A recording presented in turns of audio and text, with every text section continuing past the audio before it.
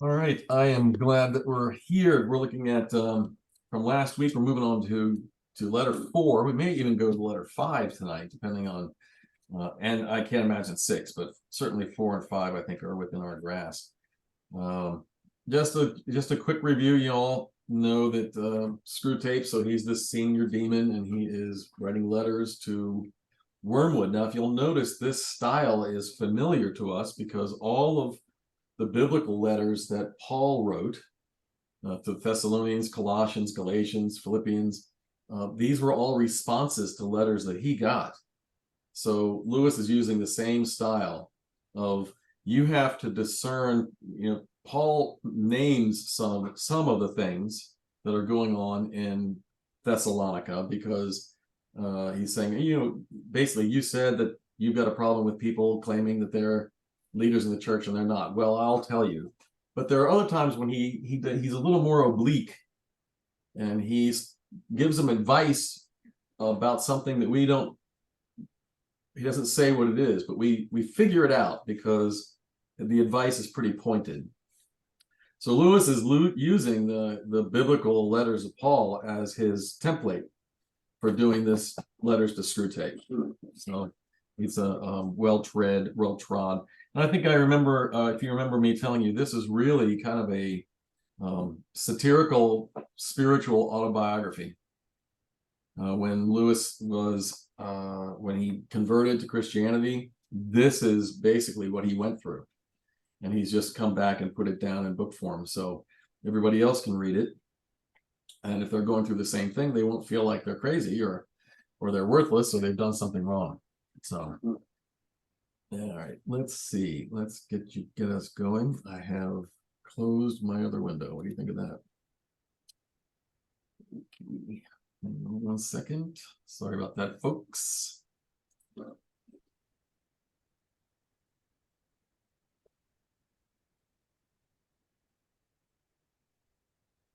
Best made plans.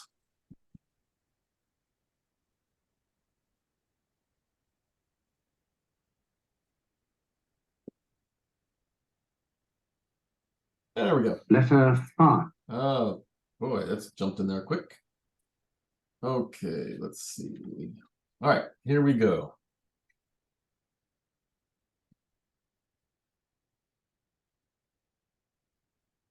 Can you, Al, can you put the link in the chat again? I didn't save it last time, and I can't find it. Stand by. Thank you.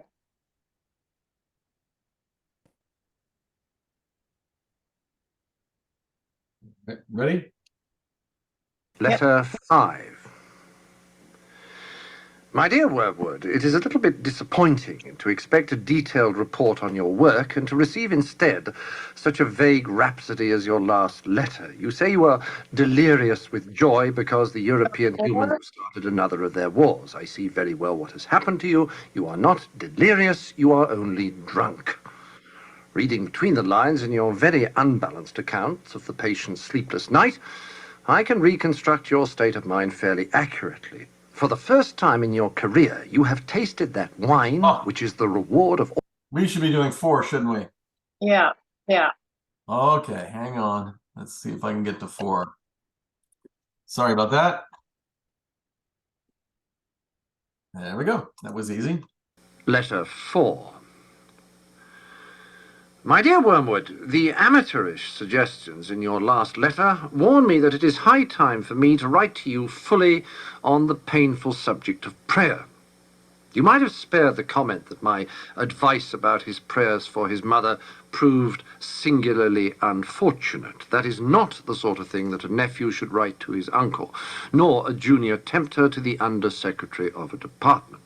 It also reveals an unpleasant desire to shift responsibility. You must learn to pay for your own blunders. The best thing, where it is possible, is to keep the patient from the serious intention of praying altogether. When the patient is an adult recently converted to the enemy's party, like your man, this is best done by encouraging him to remember, or to think he remembers, the parrot-like nature of his prayers in childhood. In reaction against that, he may be persuaded to aim at something entirely spontaneous, inward, informal, and unregularized. And what this will actually mean to a beginner will be an effort to produce in himself a vaguely devotional mood in which real concentration of will and intelligence have no part. One of their poets, Coleridge, has recorded that he did not pray with moving lips and bended knees, but merely composed his spirit to love and indulged a sense of supplication. That is exactly the sort of prayer we want. And since it bears a superficial resemblance to the prayer of silence, as practiced by those who are very far advanced in the enemy's service, clever and lazy patients can be taken in by it for quite a long time. At the very least, they can be persuaded that the bodily position makes no difference to their prayers, for they constantly forget what you must always remember, that they are animals, and that whatever their bodies do affects their souls. It is funny how mortals always picture us as putting things into their minds. In reality, our best work is done by keeping things out. If this fails, you must fall back on a subtler misdirection of his intention. Whenever they are attending to the enemy himself, we are defeated, but there are ways of preventing them from doing so. The simplest is to turn their gaze away from him towards themselves. Keep them watching their own minds and trying to produce feelings there by the action of their own wills. When they meant to ask him for charity, let them instead start trying to manufacture charitable feelings for themselves and not notice that this is what they're doing. When they meant to pray for courage, let them really be trying to feel brave. When they say they are praying for forgiveness, let them be trying to feel forgiven. Teach them to estimate the value of each prayer by their success in producing the desired feeling, and never let them suspect how much success or failure of that kind depends on whether they are well or ill, fresh or tired at the moment. But of course the enemy will not meantime be idle. Whenever there is prayer, there is danger of his own immediate action. He is cynically indifferent to the dignity of his position and ours as pure spirits. And to human beings on their knees, he pours out self-knowledge in a quite shameless fashion. But even if he defeats your first attempt at misdirection, we have a subtler weapon. The humans do not start from that direct perception of him, which we unhappily cannot avoid. They have never known that ghastly luminosity, that stabbing and searing glare which makes the background of permanent pain to our lives. If you look into your patient's mind when he is praying, you will not find that. If you examine the object to which he is attending, you will find that it is a composite object containing many quite ridiculous ingredients. There will be images derived from pictures of the enemy, as he appeared during the discreditable episode known as the Incarnation. There will be vaguer, perhaps quite savage and puerile images associated with the other two persons. There will even be some of his own reverence and of bodily sensations accompanying it, objectified and attributed to the object revered. I have known cases where what the patient called his God was actually located up and to the left at the corner of the bedroom ceiling, or inside his own head, or in a crucifix on the wall. But whatever the nature of the composite object, you must keep him praying to it, to the thing he has made, not to the person who has made him. You may even encourage him to attach great importance to the correction and improvement of his composite object, and to keeping it steadily before his imagination during the whole prayer. For if he comes to make the distinction, if he consciously directs his prayers not to what I think thou art, but to what thou knowest thyself to be, our situation is, for the moment, desperate. Once all his thoughts and images have been flung aside, or, if retained with a full recognition of their merely subjective nature, And the man trusts himself to the completely real, external, invisible presence. There with him in the room and never knowable by him as he is known by it, why, then it is that the incalculable may occur. In avoiding this situation, this real nakedness of the soul in prayer, you will be helped by the fact that the humans themselves do not desire it as much as they suppose. There's such a thing as getting more than they bargain for. Your affectionate uncle, Screwtape. Okay. So can you guess what this letter's about? Objects, icons. Yeah, it's the, remember I said there's a theme, and sometimes there's more than one. Well, there always is more than one. This one is really centering on, as that last one said, the image part. It's really about the effectiveness or the ineffectiveness of prayer. How to keep, this is Screwtape saying that prayer has a genuine value, that it's important, that it will actually change the patient, that it's possible the patient will learn and grow and become more trusting in God through prayer. And so you want to stop him from doing it. And the way that you want to stop him from doing it is to distract him, to keep his mind. Remember the last week he said keep him in the present with what's going on in front of him. Don't ever let him think about the bigger things. Keep him small and tight. And that way he won't imagine, he won't open his mind up and his spirit up and his heart up, open to larger things, which would be God. So he says here, as he's beginning, so this is a new convert, right? He's beginning by saying, tell him, now remember that Lewis is an Anglican. So he came from a church like ours, a prayer book just like ours, and all of our prayer books are written down. So on Sunday, you repeat what's in the prayer book every Sunday. Sometimes you may memorize it over years because it's always the same. So he is very dedicated to having these prayers. And in fact, this is what the Anglican prayer book is all about. It's saying that the people on the pew do not have to make up their own prayers. You have this access at the prayer book right there, which has biblical references and actual Bible quotes in the prayers. So you're actually learning the Bible without knowing you're learning it. It used to be the 1928 prayer book had the citations for the scripture in the prayer book.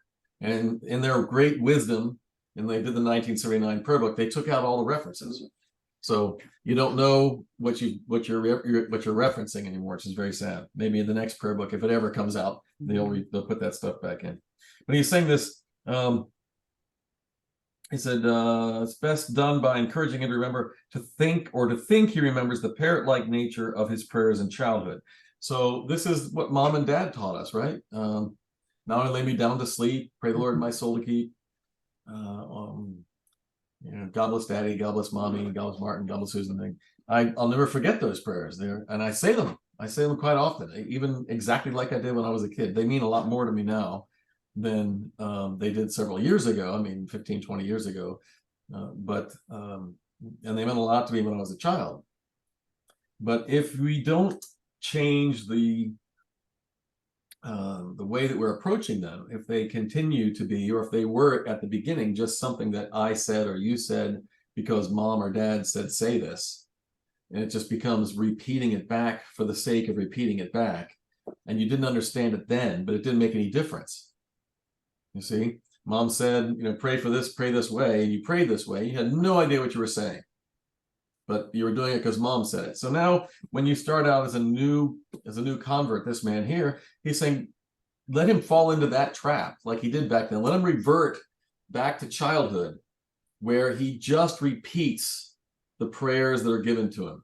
Doesn't understand them, doesn't understand what he's saying, just repeats them. And since it was a childhood memory which was ingrained in him, he won't go any further.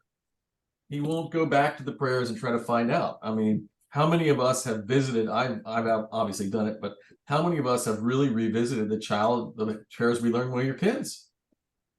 We haven't. And there may be actually, for me, there was There's stuff in those prayers that are much more profound than I ever knew when I was a child. And I wouldn't know it today if I hadn't gone back and really spent some time with them to find out the value of them as an adult. So this is where the first place he's trying to get him to go. Let's see, he moves on. He says, I love this thing about feelings. I've preached a couple sermons over the years on feelings. Everybody's got a feeling, right? And a lot of times they're not worth anything.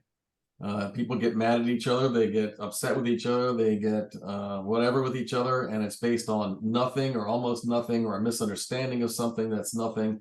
And what we have done is put so much emphasis on our feelings that we don't care about the truth anymore.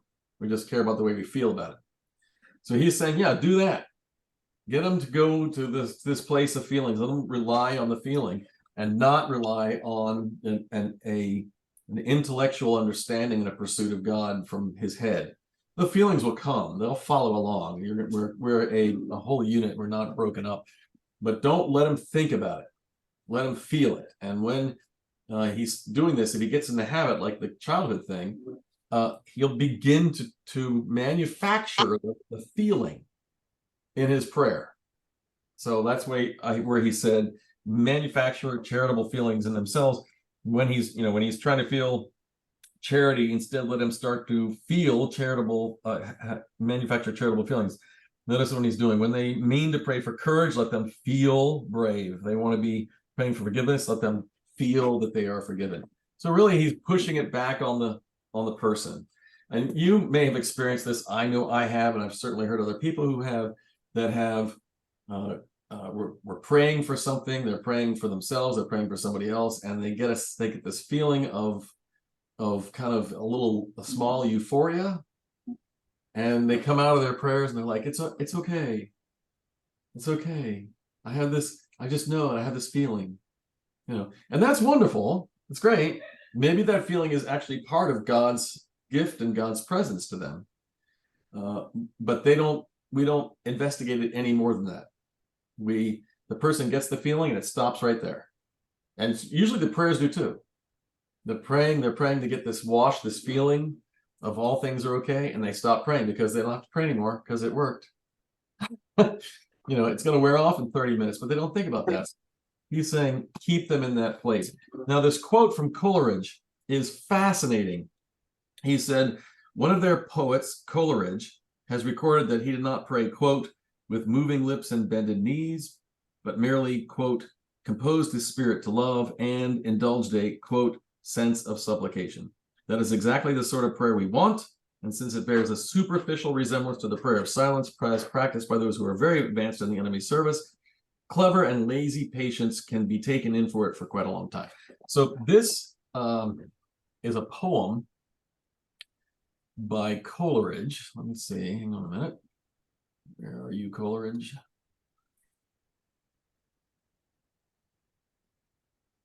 Oh, no, no. Oh, you know what? It was on the window I closed. Of course. Yeah, of course it was. Why wouldn't it be anywhere else? Let's see if I can. Let's see. Nope. Is this it? Yes. Okay. Well, I'm closer anyway. So let's see. It is okay. All right. Let's see one more time.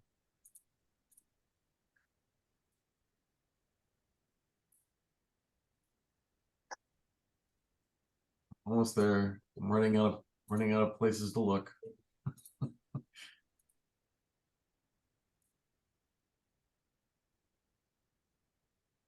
Nope. Okay, let's just go with this one. All right. So this is the block of that poem, okay? Ere on my bed my limbs I lay, it hath not been my use to pray with moving lips or bended knees, but silently, by slow degrees. My spirit, I to love compose, in humble trust mine eyelids closed. With reverential resignation, no wish conceived, no thought expressed, only a sense of supplication, a sense o'er all my soul impressed, that I am weak, yet not unblessed, since in me, round me, everywhere, eternal strength and wisdom there. So I know it was hard to get that while I was reading it because it's old English and like that, but you heard the two lines, right? Here is the fascinating part. Coleridge, he was an incredible poet. Samuel Taylor Coleridge, 1772 to 1883. One of the two or three premier English poets. He was also, he had a problem in his marriage. His marriage was failing, and he was an opium addict, a very, very addicted opium addict.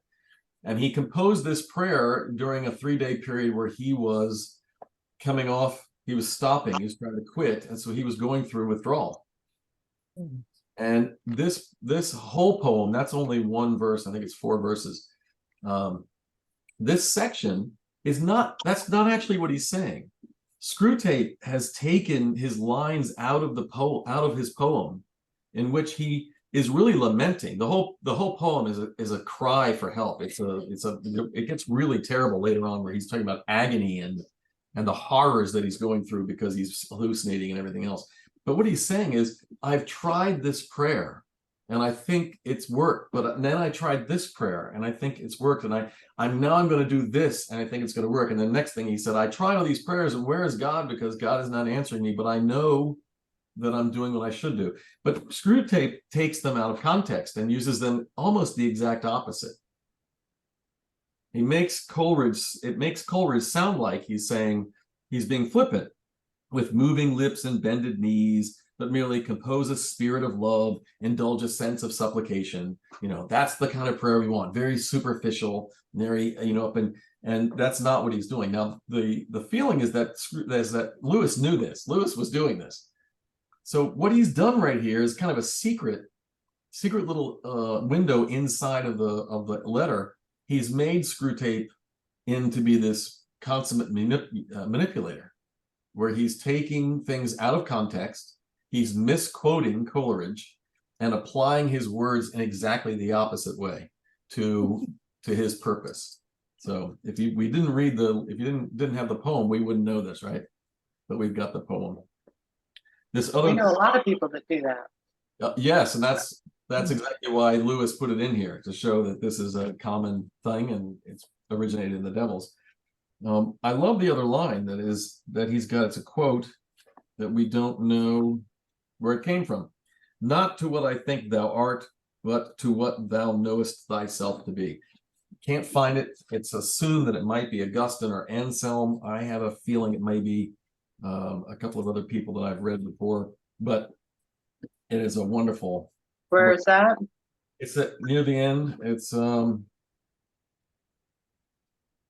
well, the second paragraph is all the way to the end. So it's about, let's see, 1, 2, 3, 4, 5. In my book, it doesn't matter. You won't have that line. It's about 3/4 of the way through to the end. Not to what I think thou art, but to what thou knowest thyself to be. It's a wonderful, wonderful look into how we need to change our perspective, how we understand something. And the key to this, and the key to prayer, as he's saying in here with that thing about the God in the upper right corner of his bedroom, or the cross on the wall, or the stained glass window, or whatever it is that the only thing those things are doing is echoing the fact that I've got a little tiny God in my head. That God's very small and very manageable. And so I have this image of God, and I focus on this image of God, and that's it. And the problem with that is that we don't let God be more than what this image is. In its worst case scenario, like this, I've got a cross on the wall and I always pray right here. And when I leave the room, I'm away from God, really, because the way to get back to God is to come back in my room. This was actually a problem and written about in the monastics, where the monastics would had prayer spaces in their room. And when they felt distressed, they would go flying back to their rooms to get in their prayer space. Like, that's the only place where they could pray this kind of prayer. And this is what he's saying to promote this, because it keeps God small. You know, I'm writing an article in the just a little series in Creator Calling about Christian mysticism, and one of the bases, can you do that? The basic part of that is, or Christian mysticism is letting God be bigger than I'm currently allowing God to be.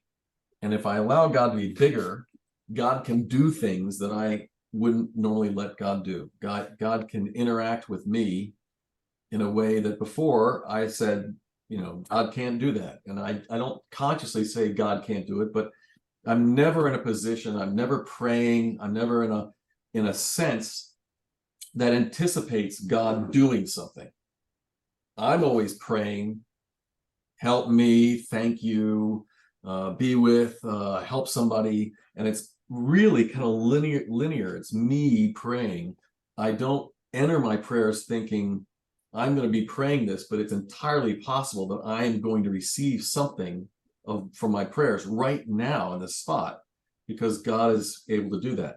So this is what I'm writing in that article. It's what Sue Lewis is talking about here, or rather what Screwtape is saying, don't let this happen. That's this line. Not to what I think thou art, that's that small God, but what thou knowest thyself to be. And see, we don't know all of what God is, do we? God's way, way too big for that. So he's saying here, not even entering into, I know God is bigger, so God can do this stuff. What I'm saying is that I know that God is more than I can ever know. So I can anticipate God acting in a way that I can't imagine. I just have to be open to it. I have to be available to God to act that way, because otherwise I'll miss it.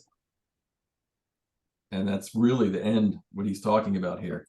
This line right here, this real nakedness of the soul in prayer, is exactly what he's talking. Avoid this situation, this real nakedness of the soul in prayer. You'll be helped by the fact that the humans themselves don't desire it as much as they suppose. There's such a thing as getting more than they bargained for. You know, that's so cynical, of Screwtape, to think that once the person is open to God and receives God and has an awareness that God is greater than the small picture of God in my mind, that we won't want more. He's saying they won't want more. They'll run screaming from the room. But that's ridiculous, because it's like getting something wonderful to eat, and you didn't anticipate it. We've all done that. We've gone to a party, we've seen something on a tray, doesn't look very good, and then you take it and you're like, oh my gosh, this is the best thing I've ever had. You start looking for the guy walking around with the tray after that, because you want more of it. You don't say, okay, I've had enough, or that was overwhelming, I don't want anymore. That's what he's saying. He's being cynical here and saying that they don't want that exposure to God, that reality of the presence of God. They'll be overwhelmed. So play on that. Anything else? He really thinks that, or What's you that? think he really thinks that, or you think he's saying he's experienced people that do that? I'm sorry, I didn't get that.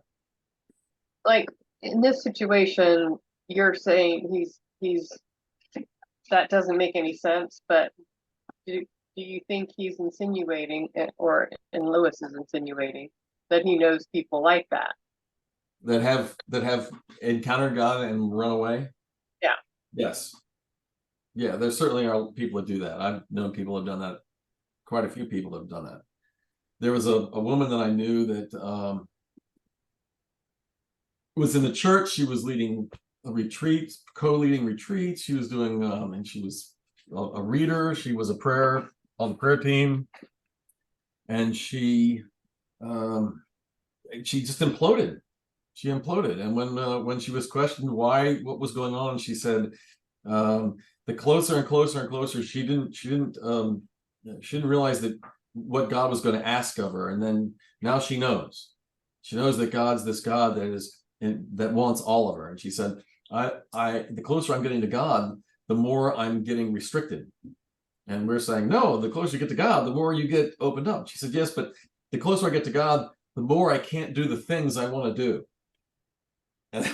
And the kind of things she wanted to do are not good things, right? So she's saying, I want to do these things, and God says I can't do these things, and now I know that. And so I think I want to do these things. I don't want God because I'm going to be unhappy. And we're saying, but don't you know that when you get past a certain point, knowing God and being known by God, you won't want those things. You want them now because you haven't crossed the threshold. You're just outside the door looking in. Once you cross the threshold, you're not going to want that stuff. She wouldn't do it. She left her husband. She went off. She had got married 3 times and went to jail and all kinds of stuff. So she was a consummate example of imploding, realizing, coming to a place where she realized God was more than what she thought God was, and then stopping out of fear that she was going to lose herself and would not allow herself to go any further. Tragic, horrible. Okay, should we go? Go to 5? Yeah. All right. Let's see. You've already got a taste of it already, right? Where are we? Okay, do you have that up? Or no? No. Yeah. Yeah. You do? So you see Screwtape there? Oh, you're not sharing, no. Oh, I'm not sharing. Okay. All right. Well, that would be important. There you are. Okay. There we are. Okay, now you got it, right? Yes. All right, let's see. So that's 4. Let's go to 5. Where's 5? There it is. Letter 5. My dear Wormwood, it is a little bit disappointing to expect a detailed report on your work and to receive instead such a vague rhapsody as your last letter. You say you are delirious with joy because the European humans have started another of their wars. I see very well what has happened to you. You are not delirious, you are only drunk. Reading between the lines in your very unbalanced accounts of the patient's sleepless night, I can reconstruct your state of mind fairly accurately. For the first time in your career, you have tasted that wine, which is the reward of all our labors, the anguish and bewilderment of a human soul, and it has gone to your head. I can hardly blame you. I do not expect old heads on young shoulders. Did the patient respond to some of your terror pictures of the future? Did you work in some good, self-pitying glances at the happy past? Some fine thrills in the pit of his stomach, were there? You played your violin prettily, did you? Well, well, it's all very natural, but do remember, Wormwood, that duty comes before pleasure. If any present self-indulgence on your part leads to the ultimate loss of the prey, you will be left eternally thirsting for that draught of which you are now so much enjoying your first sip. If, on the other hand, by steady and cool-headed application here and now, you can finally secure his soul, then he will be yours forever. A brimful living chalice of despair and horror and astonishment which you can raise to your lips as often as you please. So, do not allow any temporary excitement to distract you from the real business of undermining faith and preventing the formation of virtues.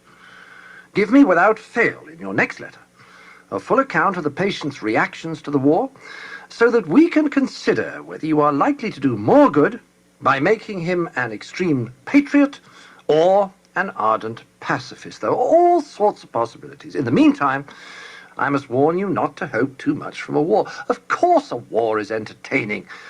The immediate fear and suffering of the humans is a legitimate and pleasing refreshment for our myriads of toiling workers. But what permanent good does it do us, unless we make use of it for bringing souls to our Father below?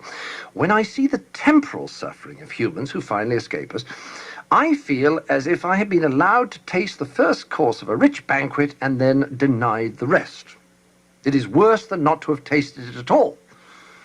The enemy, true to his barbarous methods of warfare, allows us to see the short misery of his favorites only to tantalize and torment us, to mock the incessant hunger which, during this present phase of the great conflict, his blockade is admittedly imposing.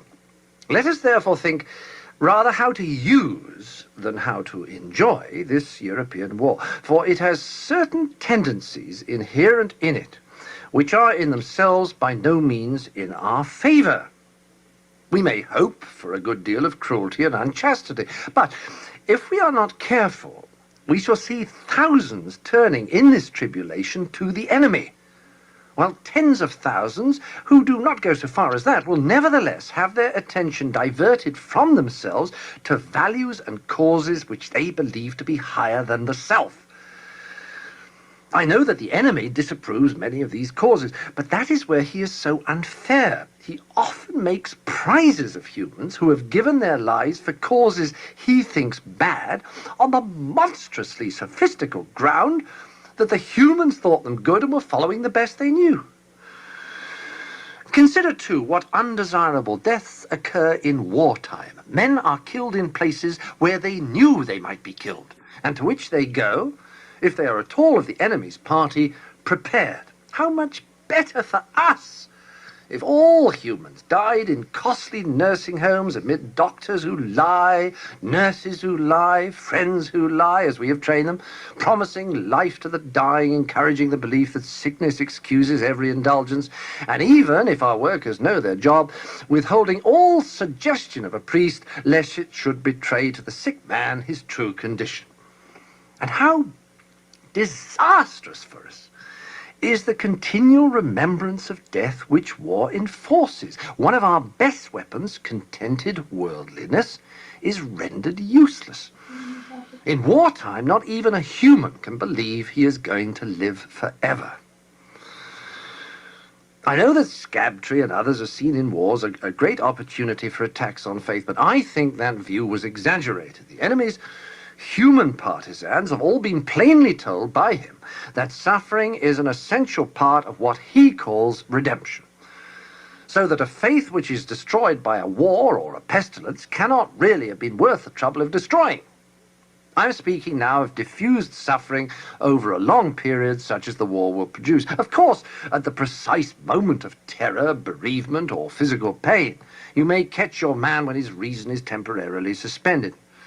But even then, if he applies to enemy headquarters, I have found that the post is nearly always defended. Your affectionate uncle, Screwtape. Hey, boy, they go fast. Don't they go fast? Yeah. All right. So anything stand out to you as we went rocketing through that fifth letter? Mm-mm. There's a couple of things in here that I've referred to so many times. And one of the best lines in this book, I think it's one of the best lines ever, anywhere, is we do not expect old heads on young shoulders. I think that's so important. Every time I've done counseling with parents, I've always made sure to say that line 5 times over so they remember it. I think that we as parents forget that very quickly with our children. They seem a lot older than we do, and especially when they get to a certain age, we then kind of forget that they're only 15 or 13. So, okay. So this thing, he said, you're not delirious, you're only drunk. So this is certainly from the view of a demon, right? That he is drinking in or absorbing the pain and suffering of this person. It's what he wants. He wants the human being literally to be in a horrible state, emotional, whether it's been brought on by a physical malady or not. Better to be a emotional or spiritual pain and suffering than even physical suffering. Oftentimes drives us to God because we're in such pain, whereas emotional suffering and spiritual suffering, a lot of times we just try to hang in there ourselves, which is not the right thing to do. Terror pictures, happy past, self-present indulgence. Okay, so it says, so do not allow the temporary excitement to distract you from the real business of undermining his faith and preventing the formation of virtues. Of course, these are the 7 virtues that he's talking about: prudence and temperance, charity, fortitude, justice, faith, and hope. All these things go together as we grow in our faith, as we understand the faith part is one of the 3. Charity, faith, and hope are are the theological virtues. The other ones are the practical virtues, and the faith virtue comes and gives rise to all these other ones. So I want to keep that from going. Give me without fail the possibilities. In the meantime, very entertaining. Our Father below. I love the phrase "Our Father below." Talks about the eternal suffering of hell. Right. This is one little sip, and you'll be able to get so much more if you just bide your time. Goes into the whole thing about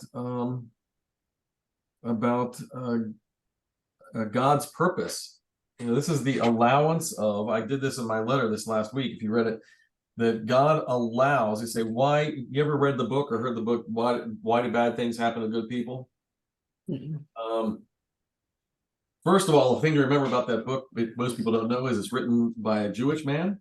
So there's no redemption in it from the point of view that we have. There's no sacrifice. There's no Christ in that book. It's kind of leaves you hollow at the end. Doesn't really answer the question. It's easy to answer the question: why do bad things happen to good people? Because we're swimming in a fishbowl, and if you ever had a fish, you know what you have to do to a fish tank and a fishbowl pretty often. You have to clean it because the fish does stuff in the fishbowl because it can't get anywhere else. So we're in charge of the world, and we're making a mess. We've made a mess, and it's a mess, and we're doing some good things to clean it up here and there. I mean, we've gotten rid of the great plastic island thing in the Pacific. Did you hear that? No. That big giant island that they can see from the satellites. It's wow. They cleaned it all up. They built a machine, an automated machine that with a big conveyor that would go along and just scoop everything up, and it's gone. They've got it all gone. Oh, I didn't know that. Yeah. So that's incredible. That's absolutely mind blowing that we've done that.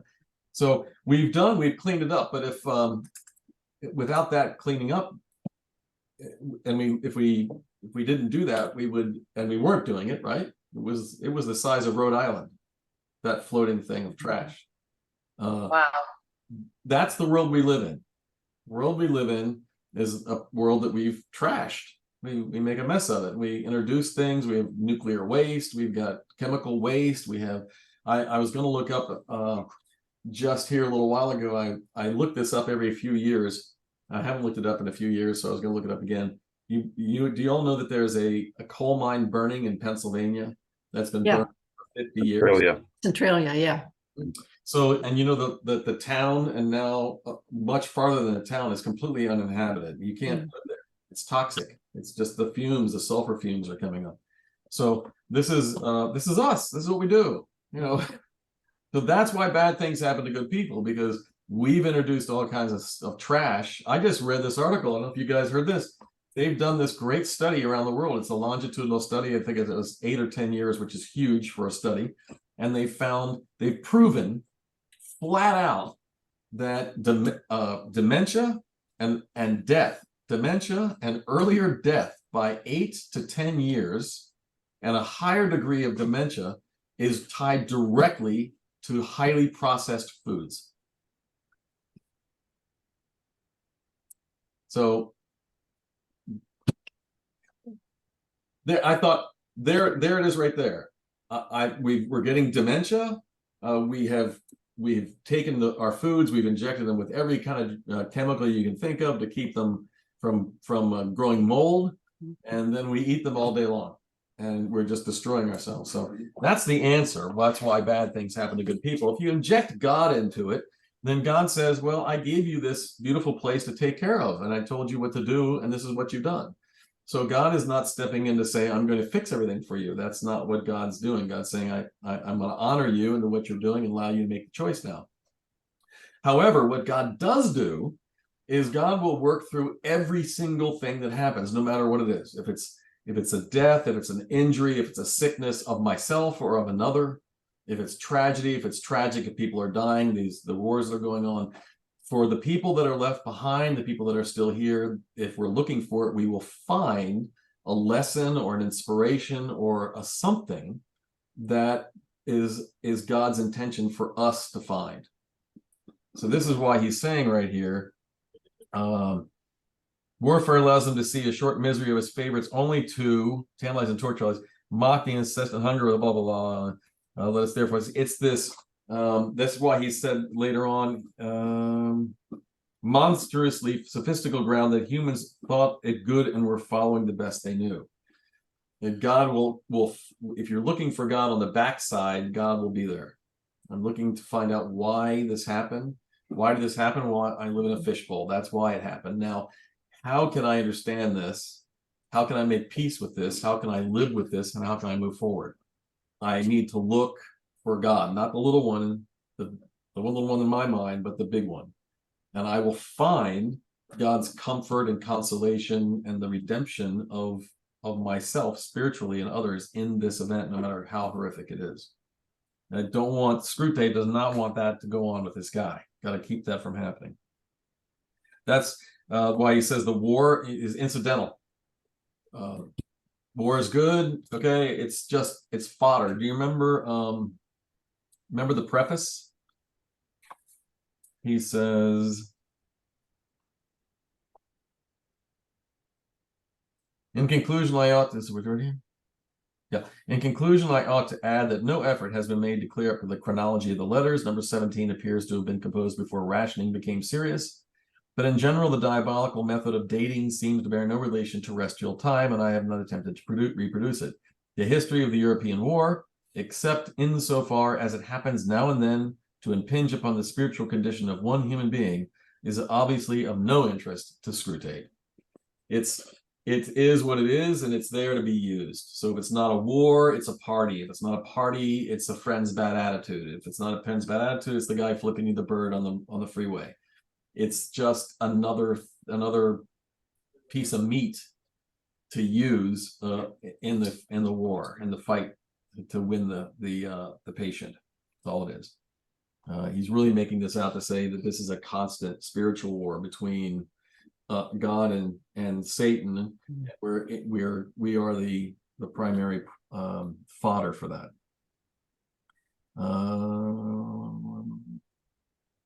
No, this, how true is this? This is just a scary thing, and how true is it? I've seen it so many times, it makes me so sad.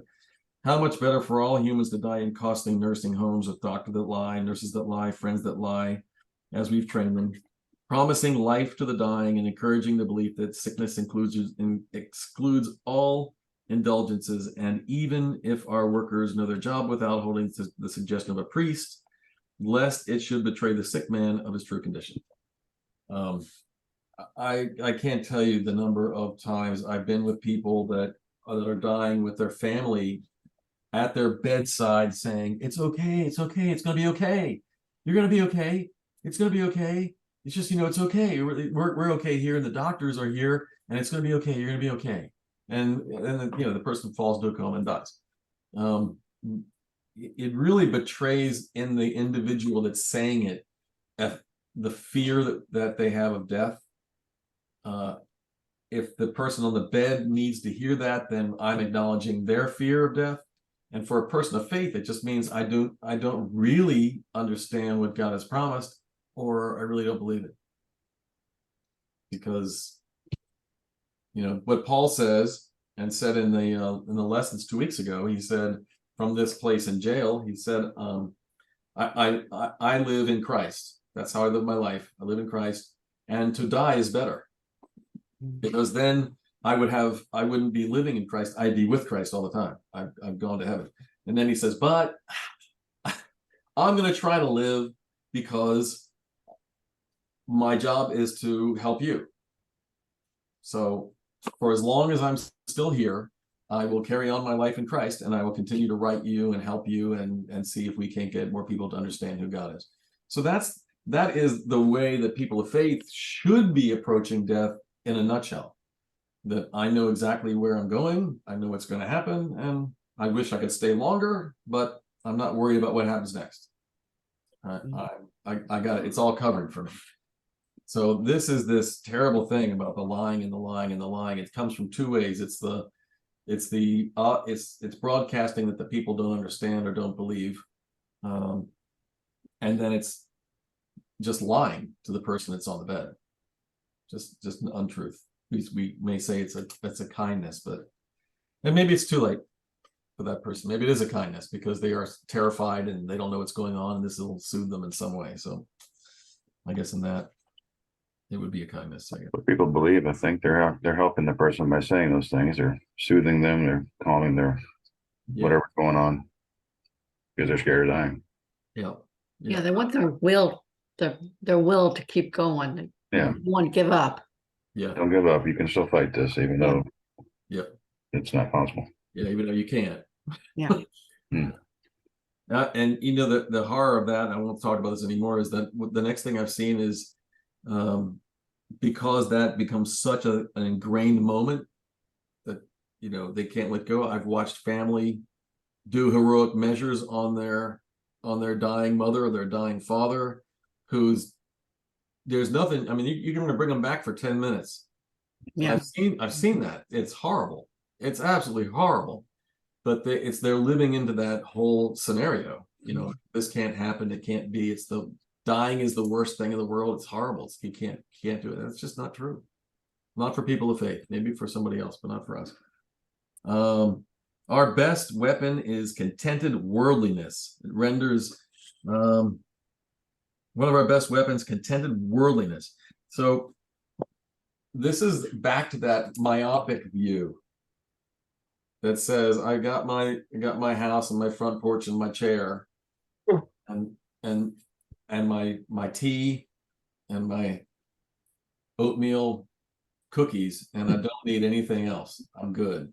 I don't want to see God bigger than I got God right here. God's good right here, and I don't need anything. Got the birds and everything's great. Contented worldliness.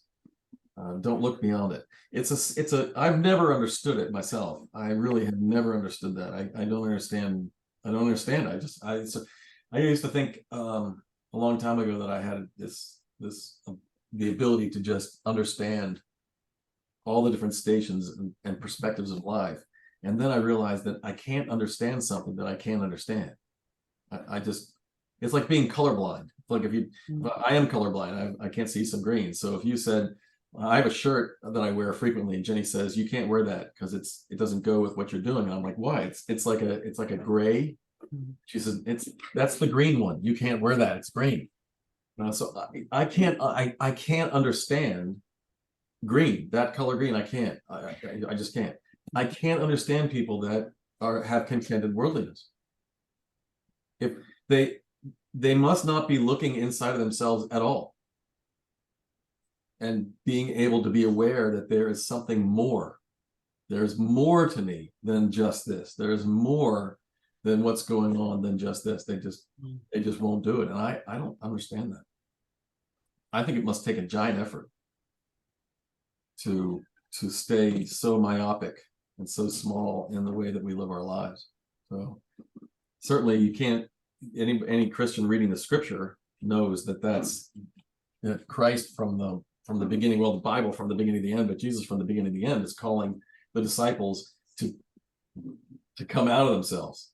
So to look up, to look out, to see the world differently, completely different. And if you know the scriptures, then you know that the disciples who were kind of, a little mousy during the 3 years after the resurrection, they were not the same guys.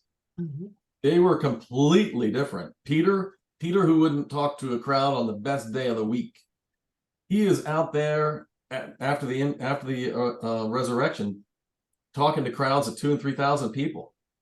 He is, going. He's just out there. He becomes a celebrity, basically.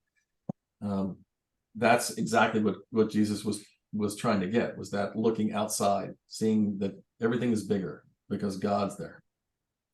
This is where these root things for Screwtape, this is going to follow through the whole book, to keep the perspective small, to keep the world small, to keep the focus on the self, to make everything very transitory and fleeting and tiny, very tiny. And that's pretty much the end of 5. I'm speaking long suffering, precise moment of terror and bereavement. Yeah. I always think of the quote, there's no atheists in foxholes, which you've said many times, but that's where he says war's not our friend necessarily. Right. It may start off great, that it's fearful and giving you, the negative side, but in the end, it's going to turn people to God. Yep. Not that's and what he says early on. He says you have to understand that war is not always good for us. It produces the wrong thing for us. So that's a bad. He's not for the war. He's not just making, like I say, it's just fodder. It's just more material to use. All right, what are we doing? 8. I don't even have the time. 31. 8:31. Right on time. All right. Well, this is great, guys. Say some prayers. Catherine, I said that I don't know if you knew this, but Sharon had appendicitis. Oh. Yeah, and she was confused because they told her she had appendicitis, and she said she couldn't because she already had her appendix out. Huh? And the reason why is because they did take her appendix out, but they left a little bit of it left. Hmm. The little bit of that they left in her got appendicitis, and I've never heard this before. She's the only person I've ever known with 2 bouts of appendicitis. That is twice. I guess they shouldn't have left that in there. Yeah, I don't think so. So keep her in your prayers and caring for her, and hope that she feels. And that was on top of her already feeling bad with her back and the pain and like that. Goodness gracious. So, and of course, as we are all in this, can't go anywhere or turn on anything without hearing about it, and keep praying for the somehow the cessation of this terrible conflict. Conflicts everywhere, but I'm so It's going to get bigger and badder and worse before it gets any better. They are. I heard it when I was in Israel. I mean, this is the opinion for years was almost we need an excuse. And that's it. And when we get the excuse, we're going to go for it. And if you look at the disproportionate response, and really that's what it is. This is a disproportionate response to a horrible terrorist thing that Hamas did. But Israel is leveling buildings. Like 10-story buildings, leveling them. The very first thing they did was take out the water reserves, the electric reserves, and the warehouses where the food was, because this is a lot of food's brought in by the UN. And they keep the food for distribution. They took out everything, and then they just indiscriminately started shooting at the city, just blowing up anything that the missile hit. So it's where the main power plant today ran out of fuel. So they're in the dark. They said, I heard them on this afternoon saying there's a reporter that was there that got out of there, but she's saying she said even in the days that the last 2 days that I'm there, I'm watching the beginning of people starving to death. She said literally they have nothing. There's no food, and they can't get any food. They can't get out. They can't get out going to Israel, and Egypt's blocked the border as it's been blocked for years. There's no place to go.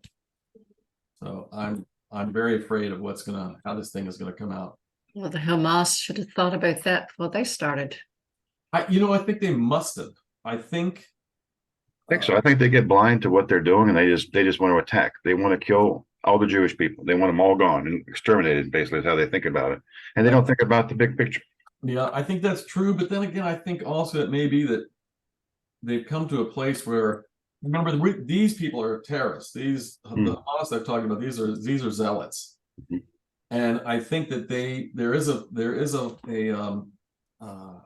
philosophy of saying, we're going to start this war that we can't win. And we know what they're going to do. I know what you're going to do. You're going to come over here and kill my whole clan, but I'm willing to sacrifice my whole clan, because if you come over here and kill my whole clan, then these other people will finally see what you really are. Because I can't win. I know I can't win. But if I can die and make you really look like the bad guy, because you are, then I think I can't imagine that for a second they didn't think that Israel's response would be just over the top. They have to know what kind of military and what kind of support they have from other countries as well, militarily. Israel's got the biggest military presence in the Middle East. This is why I don't understand Biden. That's got to be a political move. He's saying we're sending we're sending things to help. They don't need anything. They don't need a thing. They have so much stockpiled there. They've got, oh my gosh, they've got so much. I mean, you should see the tanks lined up. A lot of their stuff's from us too. Yeah, it's all from us. It's all from But us. all of it's US equipment. Yeah, they don't need to blow up the Gaza. They don't need a thing from us. They can blow up Gaza 10 times over and not have a problem. Yeah, they don't have to do it surgically. They can just wipe it out. Yeah. Okay, enough of that. That's Sorry. enough of that. Enough of that. All right, guys. God bless you all. Have a wonderful night. Sleep well, and I look Okay. forward to seeing you again soon. All right. Okay. Bye, y'all. Have a good week, everybody. Bye. Bye, Mom. Bye.